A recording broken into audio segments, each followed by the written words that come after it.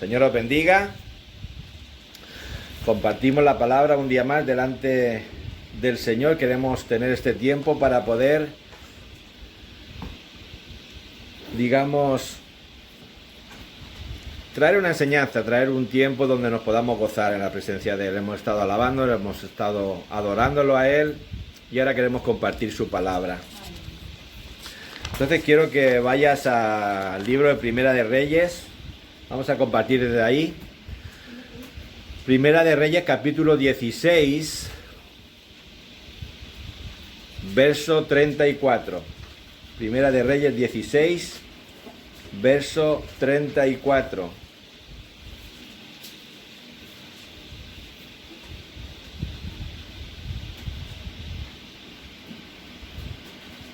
Cuando lo tengan, digan amén. Dice la palabra del Señor, Primera de Reyes 16:34. En su tiempo, Hiel de Betel reedificó a Jericó.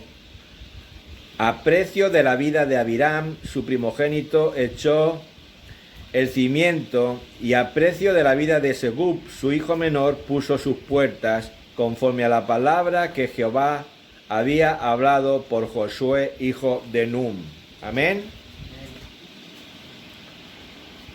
Como he dicho antes, vamos a hablar un poquito más sobre la espera. La espera es algo importante, algo que nosotros tenemos que trabajar, tenemos que acostumbrarnos a fortalecernos. Amén. No es fácil esperar, a nadie le gusta esperar. Cuando somos pequeños, nos gustaría ser mayores. Porque creemos que los mayores hacen cosas que nosotros no podemos o no nos dejan hacer, no es nuestro tiempo. Y cuando somos mayores, pues nos gustaría ser pequeños. Porque a veces hay momentos donde lo que toca vivir a una persona mayor, adulta, con responsabilidad, pues a veces no se maneja bien, no queremos hacerlo. Total, que nunca estamos conformes con las cosas relacionadas con el esperar. Y aquí hay una enseñanza, hay algo interesante, donde hemos leído en Primera de Reyes, porque hubo un hombre, dice la escritura, que se llamaba Hiel, y dice que en su tiempo él se puso a reedificar Jericó, los muros, la ciudad. Claro, para entender qué es lo que estaba haciendo este hombre, tienes que remontarte a los tiempos de Josué.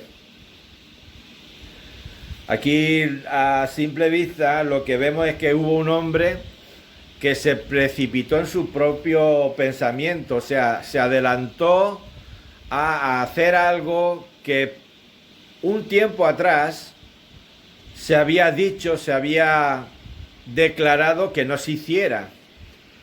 Dice la palabra que por boca de Josué trajo como un decreto, como una especie de maldición, porque realmente maldijo a la persona que quisiera reedificar Jericó. Cuando tú vas a Primera de Josué, vemos que esto sucedió así. Entonces Josué trajo como un juramento, una maldición, y a quien se levantare para reedificar la ciudad, le vendría una maldición. Dice que sus hijos perecerían, morirían. Y este hombre tenía 2 hijos y los 2 murieron. Ahora,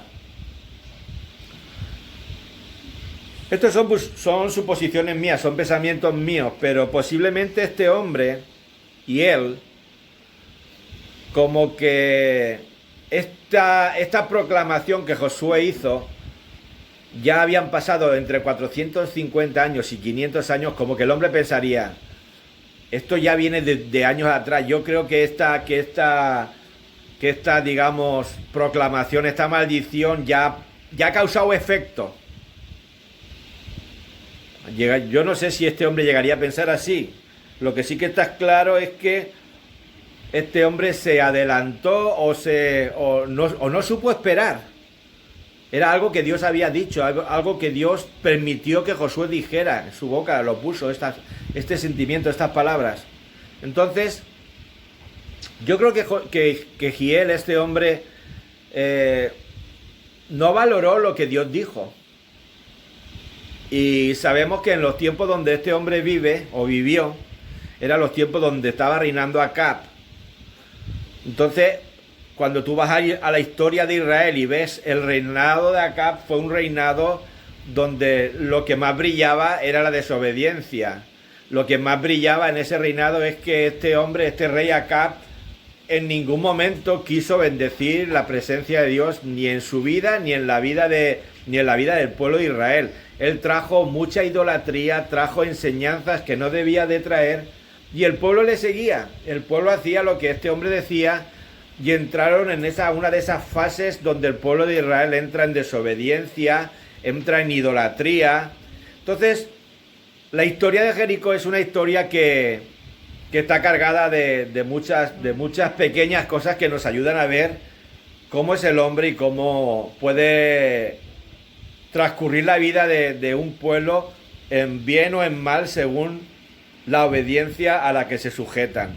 Entonces, la conquista de Jericó, tenemos que recordar que fue la primera conquista del pueblo de Israel en tierras cananeas. Fue, digamos, la primera guerra que tuvieron, la primera acción de conquista donde Dios le determina a Josué qué tenía que hacer, y Josué paso a paso obedece en fe lo que Dios le estaba diciendo. Entonces la conquista de Jericó fue un éxito, fue algo tremendamente poderoso, fue una victoria que le podríamos decir que fue un cúmulo. El resultado fue algo que se juntó, fue fe, fue saber, tener esa esperanza de que se iba a cumplir lo que Dios decía, y sobre todo saber esperar. Porque lo interesante que podemos analizar en la historia de Josué, de cuando va delante de los muros de Jericó y esto se hace en victoria, fue cómo actuaron. Dice la escritura que Dios le dice a Josué cómo tiene que hacer las cosas. Y sabemos en la historia de la caída de Jericó, de los muros, que Dios le dice: vais a dar 6 vueltas en 6 días, cada día una vuelta.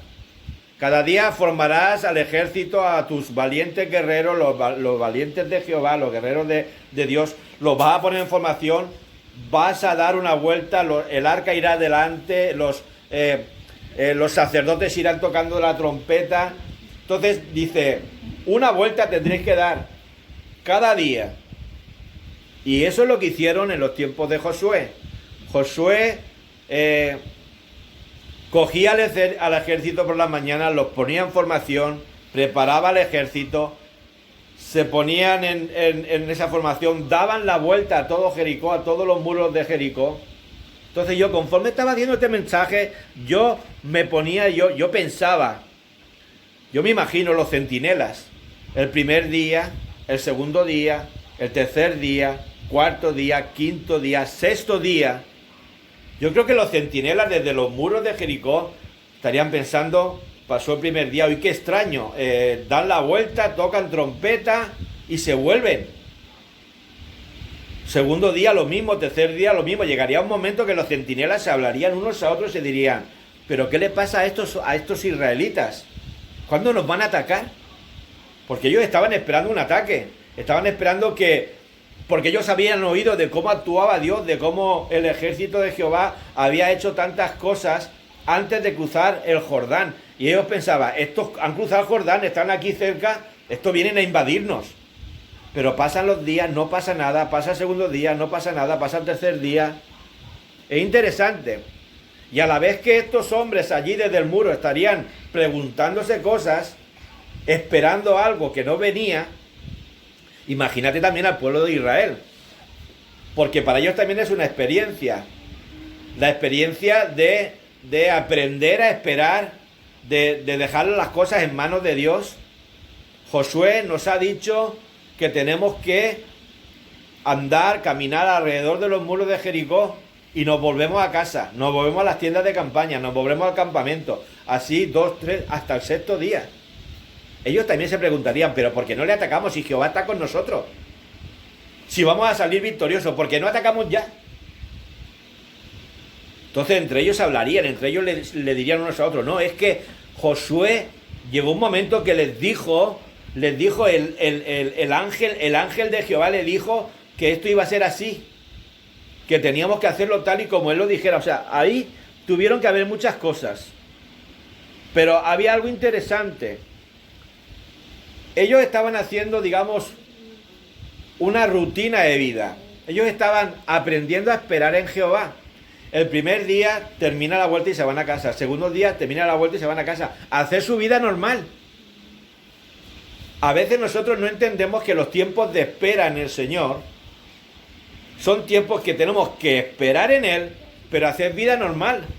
Yo me imagino a estos hombres que terminaban de dar la vuelta a los muros de Jericó y ellos se irían con sus familias, no sé, se irían a jugar con sus hijos, a hacer las labores que tuvieran que hacer, a atender en el hogar cada uno las cosas que tuvieran que atender, porque recuerda que ellos no fueron solo los valientes guerreros los que estaban acampados alrededor de Jericó, iban todos, iba toda la familia, iban todos juntos, y estuvieron así 6 días. Mira lo que dice el Salmo 25, verso 3.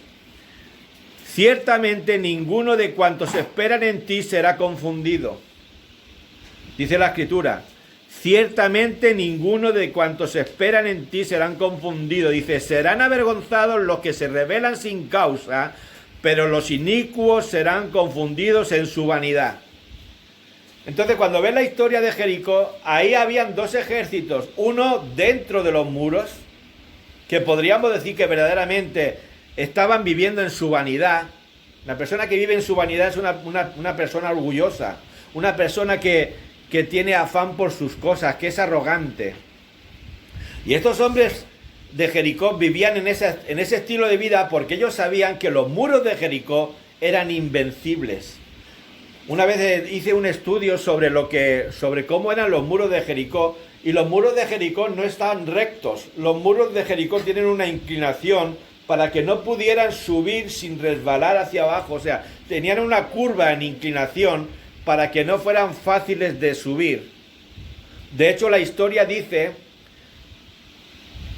los arqueólogos, mejor dicho, que han estado estudiando cómo fue Jericó destruida, dice que realmente, lo que dice la Escritura, cayeron en su propio peso hacia abajo. O sea, no se destruyeron hacia adelante ni se destruyeron hacia atrás, sino que cayeron hacia abajo, se hundieron por sí mismos en vertical. Qué cosa tan extraña, pero es la realidad. Entonces allí vivirían de una manera confiada en el orgullo de somos impenetrables, nadie va a poder conquistarnos. Entonces, eso era lo que vivían dentro, en su vanidad. Pero fuera había un ejército confiado en Jehová. Un ejército que tenía la esperanza de que lo que Dios dijo se iba a cumplir. Y ese tiene que ser nuestro estilo de vida a la hora de esperar en Dios. Tener la certeza de que lo que se espera por parte de Dios, Dios lo va a cumplir. ¿Cuántos están de acuerdo? O sea, tenemos que vivir desde ese punto de vista. Esos 2 ejércitos a nosotros nos tiene que identificar el ejército que sabe esperar en Dios. ¿Amén?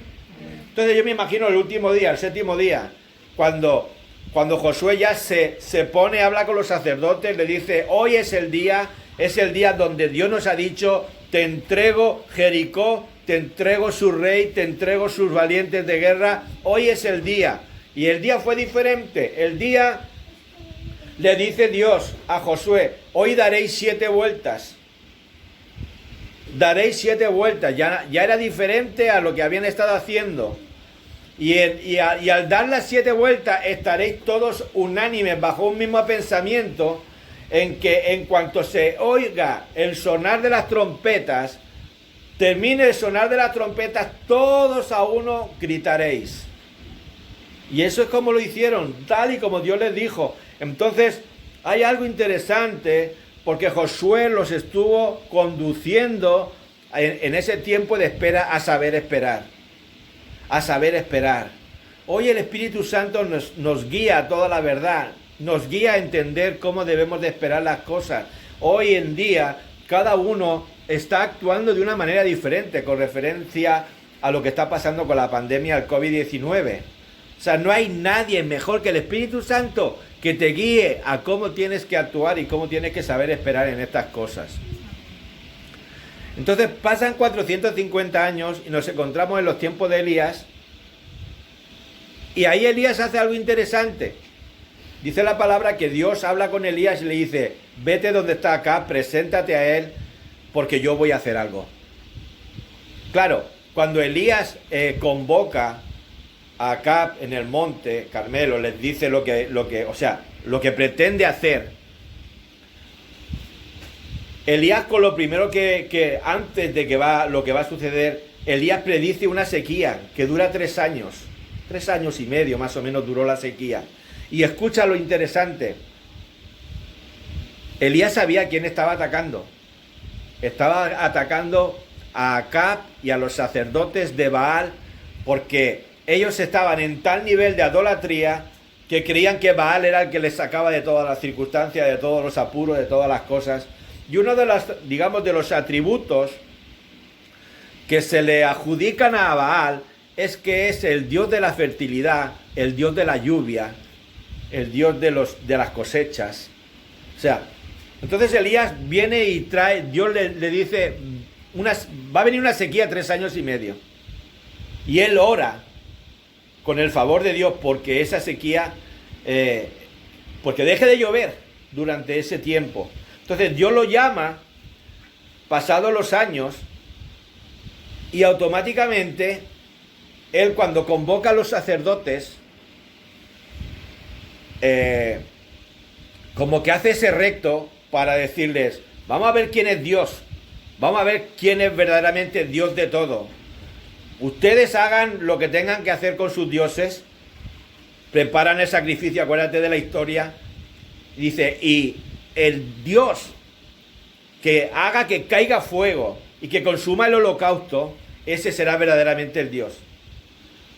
Y sabemos que los sacerdotes de Baal empezaron a hacer cosas, nada funcionaba. Y entonces cuando Dios dice, o cuando a Elías le toca poner a hacer las cosas que él tenía que hacer, automáticamente cayó fuego y luego empezó a haber un derramamiento, y todos los que estaban allí empezaron a reconocer que Jehová es Dios. Empezaron a declarar: Jehová verdaderamente es Dios.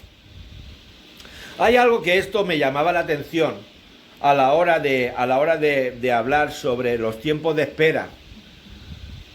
El título que le he puesto al mensaje es: ¿qué produce la espera? La espera puede producir 2 cosas. Puede producir bendición de Dios porque estás esperando en Él, o puede producir desesperación porque no estás esperando en Él. Cuando vivimos sin saber o sin querer esperar a lo que Dios dice, entramos en etapas de desesperación, donde nuestra mayor fuente de información son nuestros propios pensamientos, nuestras propias conclusiones, lo que nosotros creemos. Y eso se hace duro porque dice la Escritura que el hombre se cree sabio en su propia opinión. Muchas veces creemos que lo sabemos todo. Y nos lanzamos una pregunta, pero es que también nos tiramos una respuesta a lo que nosotros creemos. Y eso es peligroso. Entonces, en los tiempos de Acab, entraron por causa de desobedecer a Dios, de no hacerle caso, de no hacer su voluntad, de no escuchar lo que la Escritura traía por parte de los antecesores a ellos. Llega un momento que entran en un estado de desobediencia donde les importa nada lo que Dios diga. Entonces, ellos empezaron a adorar a falsos dioses, entre ellos a Baal, y a atribuirle las cosas que sucedían, y a convencerse ellos de que Baal era el Dios que necesitaban para vivir en sus vidas. Entonces, como Elías sabía a qué se estaba enfrentando, dice la Escritura que cuando termina el sacrificio, entonces le dice a uno de los siervos de Acab: ve a la montaña, súbete a la montaña y mira a ver si viene lluvia. Y sabemos que le dice, va a ver, no ve nada, vuelve y le vuelve a mandar, y así fue 7 veces. Y al último viene ya con un mensaje diferente diciendo: veo una nube pequeñita aproximarse. Y entonces Elías le dice a Acab: prepárate que viene una fuerte tormenta, bájate y resguárdate, por decirlo de alguna manera, porque viene lluvia. O sea, hay momentos donde las situaciones van a estar en manos de Dios. Y lo único que nos queda a nosotros es esperar. Es saber esperar. Hay cosas que nosotros se nos van a escapar, pero que a Dios no se le escapa ninguna. Mira, cuando vamos a Lucas no. Sí, a Lucas 22:42. En Lucas 22:42, tú sabes de sobra lo que aquí dice, o sabes lo que significa. Lucas 22.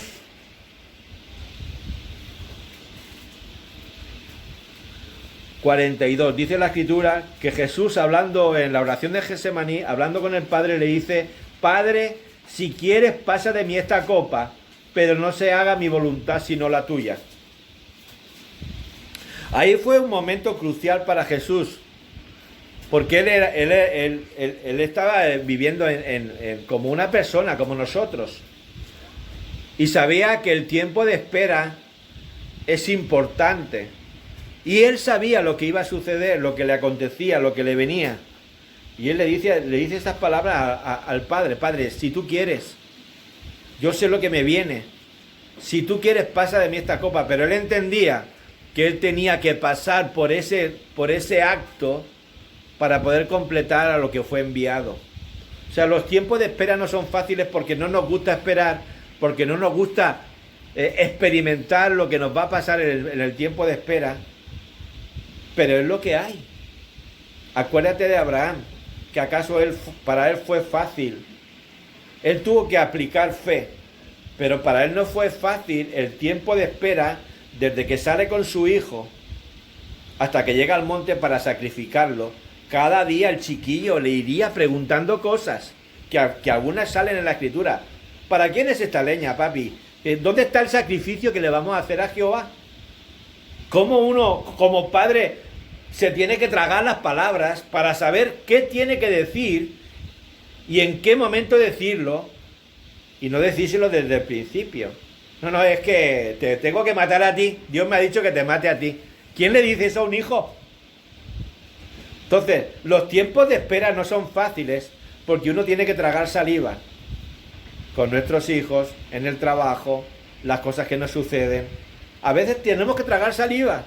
A veces decimos las cosas por bien o queremos, pero hay veces que uno tiene que tragar saliva y decir: bueno, Señor, tú conoces todas las cosas, tú sabes qué tienes que hacer. Y esperar en Él. Espera en Jehová, que Él hará, dice la Escritura. Espera en Jehová, que Él hará. Entonces, es interesante que la espera es un espacio de tiempo donde somos, digamos, calibrados, somos medidos por Dios. Porque eso es lo que hace la espera en nosotros. Jesús mismo lo experimentó. Yo lo he puesto así para que lo entendamos. Tu fe va a ser sacudida. En esos tiempos de espera, la fe es lo que es sacudida, lo que es zarandeada, a ver cómo nos comportamos nosotros. Y la puedes poner en el ejemplo del grano de trigo, cuando es cortado en el campo. O sea, vamos a ser así removidos, zarandeados como el trigo. ¿Para qué? Pues para simplemente que la hojarasca, la paja y todo lo que no sea grano de trigo salga de tu vida. Porque para eso también Dios usa la espera en nosotros. Para que nosotros vayamos sacando todo lo que a Dios no le agrada. Entonces, 3 años de sequía, o 3 años y medio más o menos. Dios quería poner a Israel en ese tiempo de espera, a ver qué hacía. Es como que cuando tú... Bueno, a nosotros no nos ha pasado eso, pero en muchos colegios y años atrás sí que les ha pasado que ponían a los chiquillos en el rincón de pensar. ¿Has oído alguna vez esa frase? Vete al rincón de pensar. Y ahí los ponían, ¿por qué? Porque ese era el modo de castigo para que reflexionara sobre lo que había pasado. Antiguamente te ponían las manos, te inflaban a paletazos en la mano o cualquier cosa de estas. Pero luego, cuando ya la violencia pareciera que eso eran actos violentos, a los niños los ponían en el rinconcito de pensar. Vete allá al rincón. ahí y piensa lo que has hecho. Entonces, como que Dios pone a reflexionar durante 3 años al pueblo de Israel para que se den cuenta de que están viviendo por sus propios medios, de que están haciendo las cosas indebidamente, de que no están viviendo bajo su morada. Un Dios poderoso, un Dios que los guarda, un Dios que los protege. Dice su palabra, vosotros sois como la niña de mis ojos. O sea, os tengo en estima, os guardo, os cuido. Y me atendéis así, os comportáis así conmigo. A rincón de pensar, 3 años y medio en la sequía, para que reflexionéis. ¿Qué está pasando hoy en el mundo? Dios está poniendo al mundo en el rincón de pensar. Es un tiempo que nos está, o que le está haciendo al mundo ver y reflexionar qué es lo que está pasando. El número 20, una de las cosas que lo relacionan es con que es el 20 es número de juicio. 20 y 20, 2020, doble juicio. O sea, Dios está metiendo a la humanidad a que reflexionen, a que recapaciten. Porque vienen tiempos donde realmente se está cumpliendo todo en su palabra. Y viene el tiempo de la venida de Jesucristo y el mundo está aún en sus propios pensamientos, en su vanidad, en su orgullo, en su osadía. Entonces, ¿qué es lo que dice donde hemos leído en Primera de Reyes, capítulo 18, en el verso 21? Primera de Reyes, capítulo 18, en el verso 21, dice la palabra, y acercándose Elías a todo el pueblo, escucha, Dios está poniendo a sus voceros para que se acerquen al pueblo, para que se acerquen a todo el mundo. Dios está poniendo personas como tú y como yo, con el espíritu de buscar las cosas de Dios, para que ayudemos a la gente a que conozcan a Dios. Dice la Escritura que Elías se acercó, acercándose Elías a todo el pueblo. Los mete en una cuestión, en una pregunta. ¿Hasta cuándo claudicaréis vosotros en 2 pensamientos? O sea, era el momento propicio. Dios es el Dios del tiempo. Dios es el Dios del momento. Él conoce lo que representa esperar. Él es eterno. Para Él esperar no tiene significado. Porque Él es eterno.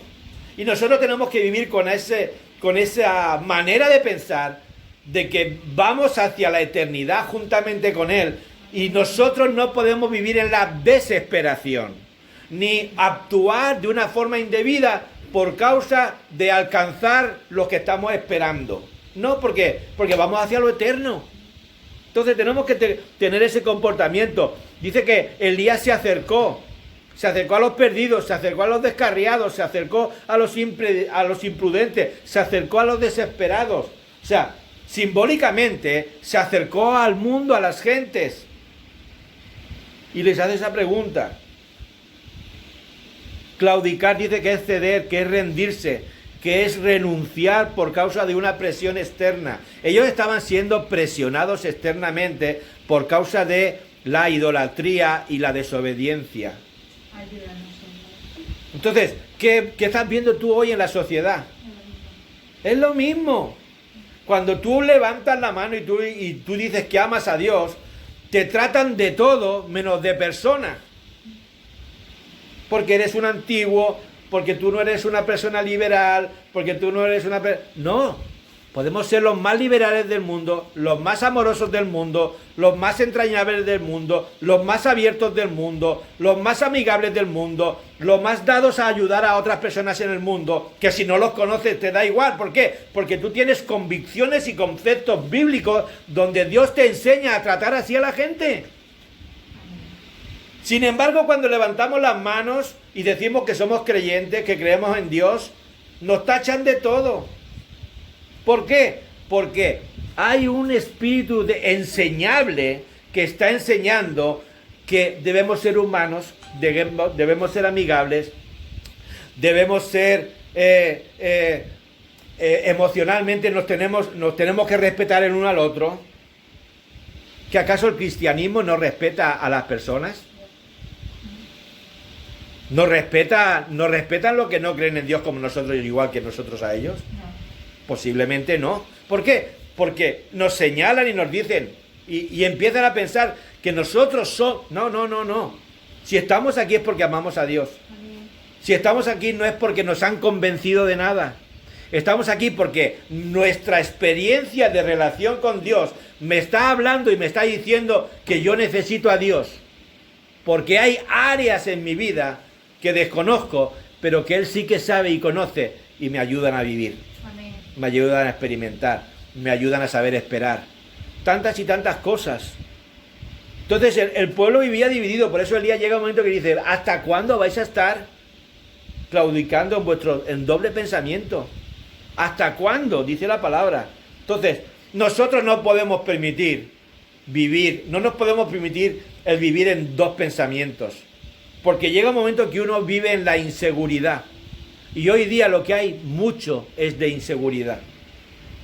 Por eso hay tanta demanda de psicólogos, por eso hay tanta demanda de debilidad en las personas. Y buscan en todos los lugares, menos en Dios. Menos en Dios. Entonces, un cristiano no puede vivir entre dos pensamientos. Un cristiano tiene que vivir en el sí y amén, que dice la palabra. Eso es lo que dice la palabra. Tienes que vivir en el sí y en el amén. ¿Por qué? Porque tú ya estás certificando en fe que lo que dice la palabra se cumple. Entonces yo puedo decir sí, amén, porque lo estoy viviendo, no porque alguien me ha inculcado que tengo que ser obediente y punto, sin entender las cosas. No. Eso es lo precioso de Dios, que Él permite que cada persona que se allega a Él pueda experimentar de que Él existe, aleluya, de que Él es real. Y entonces uno va tomando a través del tiempo la experiencia de saber esperar en Él todas las cosas, porque dice la palabra que todas las cosas ayudan a bien. Aleluya. Ayudan a bien. Aleluya. Mira, vamos a ir a Josué capítulo 5 para que nos demos cuenta de cómo era Josué en aquel entonces, cómo actuó. Josué capítulo 5, verso 13. Dice, estando Josué cerca de Jericó, alzó sus ojos y vio a un varón que estaba delante de él, el cual tenía una espada desenvainada en su mano. Y Josué, dice la escritura, yendo hacia él, le dijo, ¿eres tú de los nuestros o de nuestros enemigos? Esto parece algo así. A mí me ha llamado la atención, me ha tocado mucho este verso, porque veo cómo Josué no estaba en los dobles pensamientos. Tú fíjate la pregunta que él le hace al varón, le hace al ángel de Jehová. Vamos a leerla otra vez, porque es que es interesante. Dice que ve al varón que estaba delante de él, el cual tenía una espada desenvainada. Imagínate esa escena. O sea, si yo veo algo así, yo creo que me quedo petrificado, me quedo así parado como diciendo, ¿pero esto qué es? O sea, Josué ve la figura de un ángel con una espada desenvainada en su mano. Yo no sé cómo sería ese momento si el ángel tuviera alrededor de suyo un halo de luz, o yo no lo sé lo que era, pero el caso es que él ve a ese varón, algo ahí tremendo delante de él, y ¿qué es lo que él le hace? Le hace una pregunta: ¿eres de los nuestros o de nuestros enemigos? Pero ¿cómo le hace la pregunta? Que eso es lo que más me ha impactado. Abalanzándose contra él. Porque dice la palabra, yendo hacia él. O sea, Josué ya tenía claro. ¿Qué tenía claro Josué? Que Dios le había dicho, te entrego en tus manos Jericó, su rey y sus valientes de guerra. O sea, como diciéndole Dios a Josué, mira, ¿sabes qué te digo, Josué? La victoria es tuya, la batalla es tuya, y pase lo que pase, eso va a suceder. Y entonces luego se encuentra que un varón se planta delante de él, y él dijo, me da igual quién seas, y ya se iba abalanzando sobre él, me da igual quién seas, en su pensamiento estaría eso, yo tengo claro a quién sigo, yo tengo claro que sigo a Dios, y sí o sí, Jericó, dice la palabra, dice Dios, que nos lo entrega a nosotros. Y ella iba precipitándose contra el varón, y el varón le tiene que decir, quieto, quieto. Le respondió, no, más príncipe del ejército, soy príncipe del ejército de Jehová. He venido para ayudarte. Como diciendo, tranquilo, que esto no va conmigo, que yo vengo a favor tuyo. Pero Josué tenía claro qué era lo que Dios le había dicho. Si Dios te dice algo, si Dios te habla de alguna manera, eso tiene que estar claro en tu vida. Porque van a venir circunstancias en el tiempo de espera donde tú vas a ser moldeado, donde tú vas a ser trabajado. Y eso no tiene que interferir en el propósito final que Dios te ha dicho que te va a pasar. ¿Me estás entendiendo, iglesia, en esta mañana? Acuérdate de los sueños de José. O sea, Josué lo coge algo y lo coge al principio y se sentía bien por lo que los sueños que Dios le había dado. Pero desde que le pasa ese sueño hasta que realmente luego se cumple, él pasó por muchas cosas. ¿Cuántos están de acuerdo? Entonces, hay cosas que nosotros tenemos que entender. El mensaje no va a ser largo. Vamos a Marcos capítulo 13. Mira lo que dice la palabra. Marcos capítulo 13, verso 1. Dice, saliendo Jesús del templo, le dijo a uno de los discípulos, maestro, le dijo uno de los discípulos, se acerca a Jesús y le dice, maestro, mira qué piedras y qué edificios, como diciendo, ¿te das cuenta de la majestuosidad del templo de Jehová? Y Jesús respondiendo le dijo, ¿ves estos grandes edificios? No quedará piedra sobre piedra que no sea derribada. Qué interesante que Jesús dijo algo y 70 años después se cumplió. Que fue en los tiempos del emperador Tito, donde el templo fue destruido por completo y Jerusalén. Entonces nosotros no nos podemos turbar por lo que estamos viendo, no nos podemos turbar por lo que está sucediendo. Dice la Escritura que todas estas cosas sucederán. No lo vamos a leer porque es muy largo, pero en tu casa detente tranquilamente a leer Marcos capítulo 13. Hay un momento que dice la Escritura que todas estas cosas son necesarias que se cumplan, que sucedan. Pero entre media de toda esa lectura te vas a dar cuenta que hay un verso que dice que es necesario que el Evangelio siga hablándose, siga proclamándose. Entonces esa es nuestra función, ese es nuestro trabajo, hablarle a las gentes, hacerles ver que Dios es un Dios de poder, que Dios es un Dios de cambio, que Él transforma las vidas. Aprendamos a esperar. Amén. Aprendamos a esperar. Dios solo quiere que hagamos 3 cosas en estos tiempos de espera. Y eso sí que lo vamos a leer al final en Marcos capítulo 13, verso 33. Dice Marcos 13:33 que Jesús dijo, mirad, velad y orad, porque no sabéis cuándo será el tiempo. O sea, los discípulos estaban empeñados en saber cuándo iban a ser los tiempos. A nosotros Dios no nos ha dado, o no nos ha sido otorgado el saber los tiempos. ¿Cuándo van a suceder cada cosa? Imagínate si supiéramos cuándo nos va en nuestra vida, cuándo nos van a suceder las cosas. Viviríamos agobiados en cada momento que se cumpliera algo que no nos hubiera gustado pasar. Sin embargo, dice la Escritura que Jesús les aconseja a ellos y les dice, haced estas cosas, mirad, velad y orad. Eso es lo importante para nosotros como hijos de Dios. Mirar representa considerar, estar apercibidos, advertirnos y analizar los tiempos que nos toca vivir, qué es lo que está sucediendo. Eso es mirar, eso es analizar, eso es estar escudriñando a través de la palabra qué es lo que está aconteciendo al mundo. Entonces vamos a preocuparnos por eso, por mirar las cosas que están sucediendo. Vamos a preocuparnos por velar.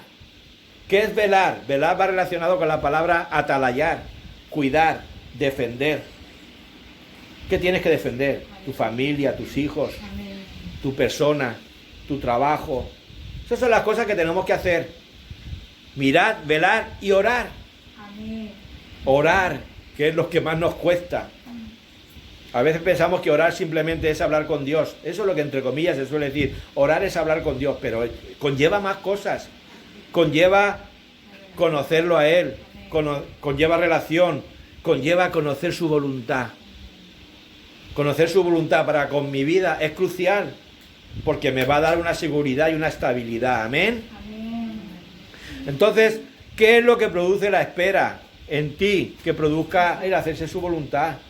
Porque haciendo su voluntad, la espera produce cosas buenas. ¿Cuándo están de acuerdo? Amén. Aleluya. Pues ese es el mensaje de esta mañana, que sepamos esperar. Gracias, Señor. Que sepamos esperar en su tiempo.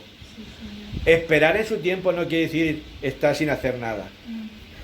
El pueblo de Dios no puede estar sin hacer nada porque tiene un llamado. Amén. Así es. Viene el Redentor, viene Cristo por su iglesia. Amén. Y Él está esperando que nosotros estemos apercibidos, que estemos buscando hacer su voluntad, que estemos como las 10 vírgenes, expectantes, sabiendo que Él viene a llevar a su pueblo a un lugar diferente en el que estamos. Amén. Ponte en pie, vamos a tener un tiempo de oración. Gracias. El culto de esta mañana está terminando.